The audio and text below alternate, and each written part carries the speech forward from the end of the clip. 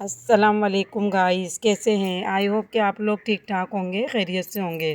तो आज मुझे बनानी है कढ़ी। तो कढ़ी बनाने के लिए मैंने सबसे पहले चढ़ा दिए, तेल डाल दिया था। तेल मेरा गरम हो रहा था। तो सबसे पहले मैं तेल गरम हो गया है मेरा। सबसे पहले मैं इसमें राई डालूँगी। राई डालने के बाद फिर मेथी दाना डालूँगी और कड़ी पत्ता डाल दूँगी। मैं इन तीनों चीज़ों से बघार लगाती हूँ कढ़ी का। सब अपने अपने तरीक़ों से कढ़ी बनाते हैं, मैं अपने तरीक़ों से बनाती हूँ। ये राई है, ये मैं इसमें डाल दूँगी। हल्की सी गर्म हो जाएगी, ये देखें गर्म हो रही है।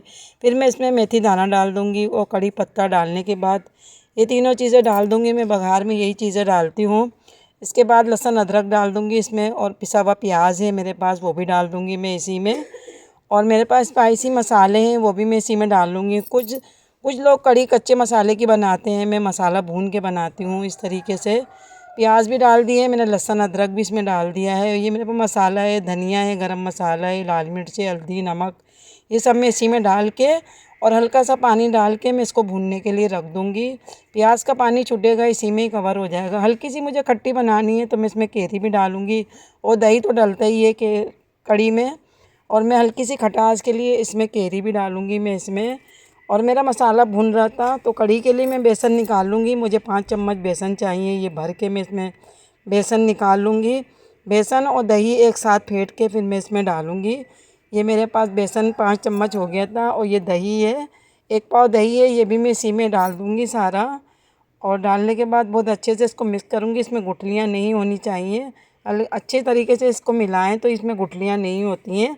दही के कटोरे में पानी डाल के वो भी मैं इसी में डाल दूँगी। मतलब बहुत अच्छी तरीके से इसको मिला लिया था और ये क्रीमी फॉर्म में हो गया था बिल्कुल। अब मैं इसमें पानी डाल दूँगी, जितनी मुझे कढ़ी बनानी है उस हिसाब से मैं इसी में पानी डाल दूँगी। मसाला मेरा भुन रहा है, बहुत अच्छी सी खुशबू आ रही थी मसाले की। और मेथी दाना और जो राई हमने डाला है ना इसमें, कड़ी पत्ता, कड़ी की खुशबू आने ही लग जाती है। ये देखिए मेरा मसाला बहुत अच्छे से भुन रहा है। थोड़ा सा ही ऑयल डाला था मैंने, ज़्यादा नहीं डाला था, इसलिए मुझे बघार में भी डालना है ऑयल ना। तो इस वजह से ये देखिए मेरा मसाला बहुत अच्छे से भुन गया था। ये मेरा बेसन था, दही, और मैंने इसको घोर के रख लिया था। मसाला मेरा भुन गया है। अब मैं इसी में ही डाल दूँगी, उतना ही पानी डालूँगी जितनी मुझे कढ़ी बनानी है। और ये मुझे थोड़ा सा कम लग रहा है पानी, तो थोड़ा सा मैं पानी और डालूँगी।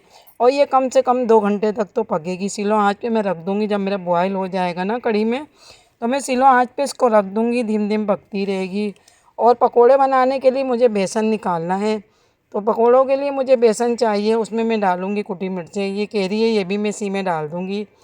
और ये हल्की हल्की पकेगी, इसमें खटास भी आ जाएगी। कैरी का मौसम हो, बहुत सारी चीज़ें हम जो बनाते हैं उसमें कैरी डालो तो बहुत अच्छी बनती हैं। जैसे बेसन की गाठियाँ हम लोग बनाते हैं सालन वाली, उसमें भी डालो बहुत अच्छी बनती हैं। ये मेरे पास पकौड़ों का बेसन है, ये मैंने ले लिया, इसमें कुटी मिर्चें डाल दी हैं। और नमक डालने के बाद बहुत अच्छी तरीके से मैं इसको फेंट लूँगी। फेंटने के बाद मैं इसमें प्याज डालूँगी पकौड़ों में, धनिया, पुदीना, हरी मिर्चें, कुटा हुआ धनिया और ज़ीरा, ये सब मैं पकौड़ों में डालूँगी। और ये मेरा बॉयल आ गया था कढ़ी में, तो ये मैं स्लो आँच पे इसको रख दूँगी। ये स्लो स्लो पकती रहेगी, कम से कम 2 घंटे मुझे इसको पकाना है। पकोड़े डाल के मैं रख दूँगी।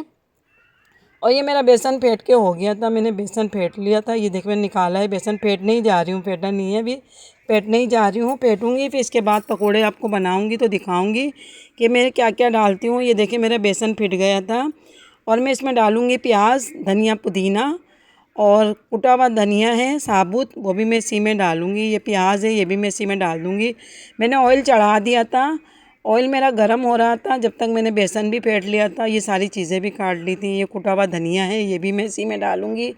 और ये ज़ीरा है, ये भी मैं इसी में डालूँगी पकोड़ों में। और हरी मिर्चें मेरे पास कटी हुई हैं, ये भी मैं इसी में डाल दूँगी। और सब चीज़ें मिला के मैं इसमें पकोड़े बनाऊँगी। और कढ़ी में इस तरीके से पकोड़े डालो तो बहुत अच्छे लगते हैं। सादे सादे पकोड़े थोड़े खाली हो जाते हैं। मैं सब सामान डाल के बनाती हूँ। मेरे पास हरी प्याज नहीं थी, वरना वो भी डालती हूँ इसके अंदर।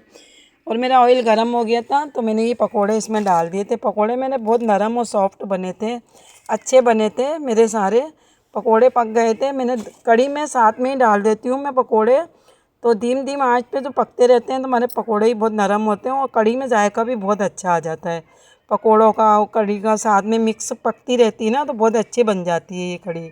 ये मेरे पकोड़े हो गए थे एक तरफ के, और सारे मेरे बन के तैयार हो गए थे। मेरी कढ़ी पक रही है।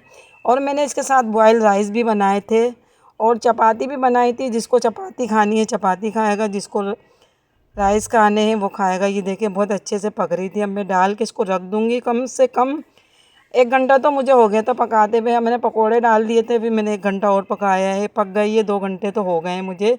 अब मुझे इसमें बघार लगानी है, तो बघार में मुझे साबुत लाल मिर्चें और ज़ीरा इसका बघार लगाऊंगी और कड़ी पत्ता। बहुत अच्छे से मेरी कड़ी पक गई थी, काफ़ी स्लो काफ़ी आँच में मैंने पकाई है। ये ज़ीरा है, ये भी मैं इसी में ही डाल दूँगी, और ये कड़ी पत्ता है, ये भी इसी में डाल दूँगी। कड़ी पत्ता के बगैर कड़ी हमारी अधूरी लगती है। जब तक ये हो नहीं तो कड़ी पकाने में मज़ा नहीं आता। और ये स्लो पकी रही है, मैं इसी में बघार लगा दूँगी।